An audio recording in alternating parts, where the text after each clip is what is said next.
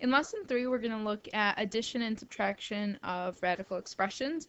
So we're going to start beginning to look at operations with radical expressions. And for this lesson, will be addition and subtraction. The following lesson will be multiplying and dividing. So in order to add and subtract radical expressions, I think of it as the same process as adding and subtracting polynomials, where you can only combine like terms. So in order to be considered a like term for radical expressions, it means that we have to have the same radical, the same type of radical, the same things underneath the radical. So a couple definitions here. The first one is the radicand, and this is the number underneath the radical. So the radicand has to be the same, and the index, you've heard me mention this, is that small number that's to the left of the radical sign. So like when it's the cube root, it's the little 3, or the fourth root, it's the little 4. Those are the index. So this is the index here, the fourth root, the 4 is the index, and the square root, we just kind of don't worry about the 2, we just leave it off to make it shorter to write. So in order to actually add or subtract radicals, we have to have similar radicals or like radicals, meaning they have to have the same radicand and the same index. So if you look, in order to be able to add these, I have to have that same radical or cube root of 7. And then what you do is you kind of treat it just like a like term or adding or subtracting polynomials, where you will actually add or subtract the coefficients and then just carry along that radical. So that property is right here. So if the radicals are the same, we just add or subtract the coefficients. So let's look at this first example. So if I want to combine this expression, I look and I have radical 3 for every single piece. So that means my final answer is going to have a radical 3, because it's just like thinking of it as 5x minus 4x plus 6x. You would keep the x, so here I keep the radical 3. Basically, it's asking you how many radical 3's do you have. And then you're going to just combine the coefficients. So we have 5 minus 4 is going to give me 1. 1 plus 6 will give me 7. So it's going to be 7 radical 3. When I get to this next example, though, you do not have like radicals. So the first thing you want to do is you want to see, can we simplify these? So what I'm going to do is this 3 out in front is really being multiplied by the radical, so I'm just going to keep that 3 out in front. And I'm going to break it down the same way we did in the last video, where we do perfect square, non-perfect square. So I have 4 and 2 as my two numbers. So I get 3 times 2, radical 2. So I get 6 radical 2. One thing that's important is to realize that since 3 is being multiplied by this expression, you multiply these numbers here, because when you break down the square root of 4, you get 2. So that's why I end up multiplying those. And then I'm going to carry down my plus sign. And then I'm going to do the same thing for this other expression. I'm going to keep the 5 out in front. And I'm going to break this down into perfect squares, non-perfect squares. So I have biggest perfect square that's going to go into 18 is 9. And non-perfect square is 2. And a good hint is the fact that since I'm left with a radical 2 on the left, that I should probably be left with a radical 2 on this right expression, because if I want to be able to combine those, I have to have like radicals. It's not always going to be the case, but it's a good hint to kind of help you reduce. So then you just go ahead and reduce these. So we have 5 times 3, radical 2, which will end up become 15 radical 2. Again, you're multiplying those. So this is addition between these two pieces, because I'm just breaking them each down. And now that I have my square roots of 2, I can just keep that and go ahead and combine the coefficients. So 6 plus 15 gives me 21. So basically the rule here is that in order to be able to add or subtract radicals, you always want to simplify the expressions first, because we can only add similar radicals, so you always have to simplify first. So looking at this next example, first thing we're going to do is we're going to simplify. So I'm going to keep the 7 out in front, perfect square, non-perfect square. So I split up the 75. I have 25 and 3. And then I look at my variables here. X is not a perfect square, so that's going to stay in the non-perfect square section. The y I can break up as y squared and y, so that I still have y to the third when I multiply them, but then I have my perfect squares. And then this other expression, you're going to keep the minus 4 y out in front, and then we're going to do perfect square, non-perfect square.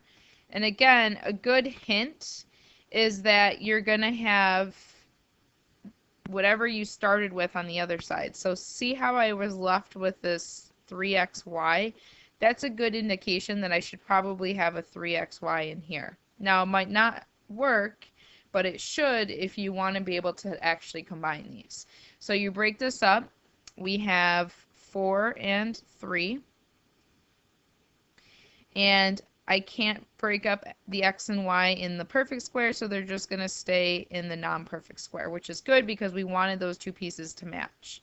So now I'm just going to carry all this stuff down and simplify it. So 7 times, remember this is always multiplication, square root of 25 is 5, square root of y squared is y, and then keep that 3xy underneath the radical, minus 4y times, remember, multiplication, 2 when you take the square root of 4, and it's multiplied by the square root of 3xy. Let's simplify these coefficients first. So I'm going to have 7 times 5 is 35, square root of 3xy, minus 8y, square root of 3xy.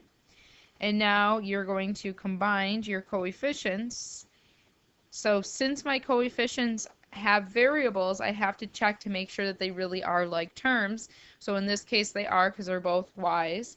So 35 minus 8 is going to give me 27y, and it's going to be keeping that radical exactly the same.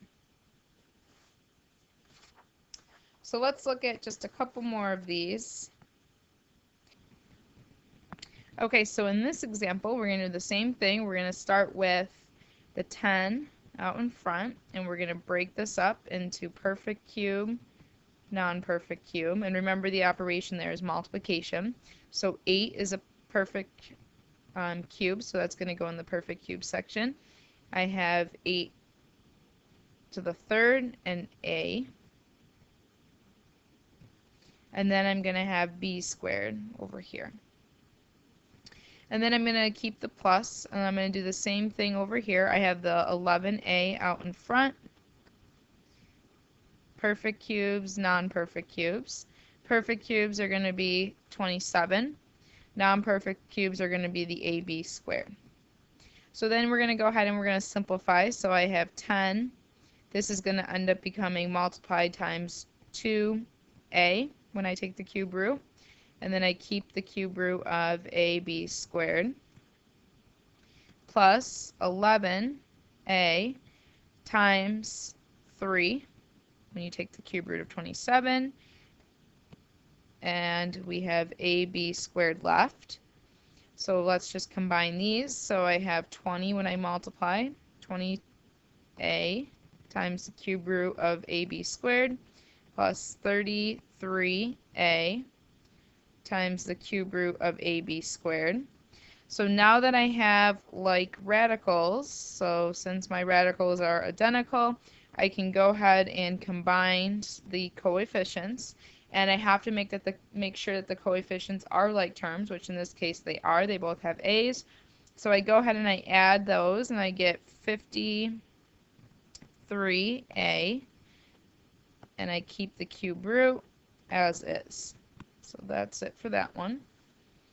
And then our last example here, we're going to combine these two radical expressions, but in this time we have fractions. And before we do this, we're going to have to get like denominators, because if you remember, whenever you add fractions, you have to have the same denominator.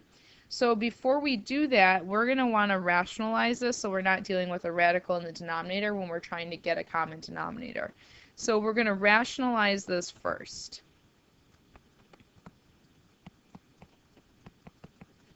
So when I go ahead and I rationalize that, that means multiply the top and bottom by whatever the radical is. So we get radical 3 over 3.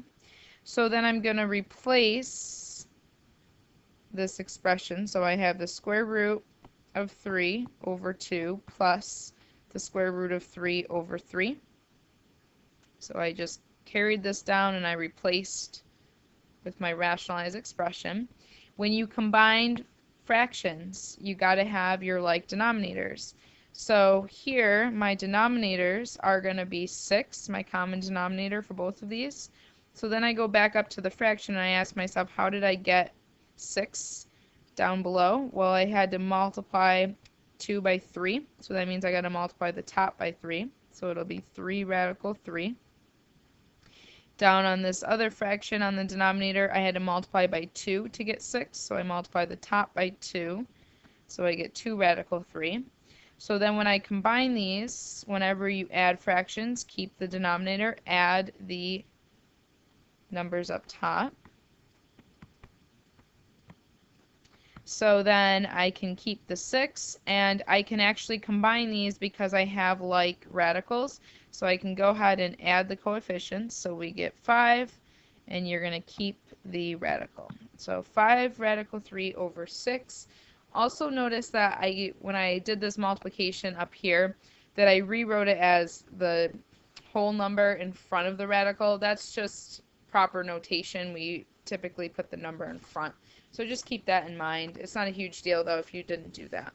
But that would be it for adding. In the next video, we'll look at multiplying and dividing radical expressions.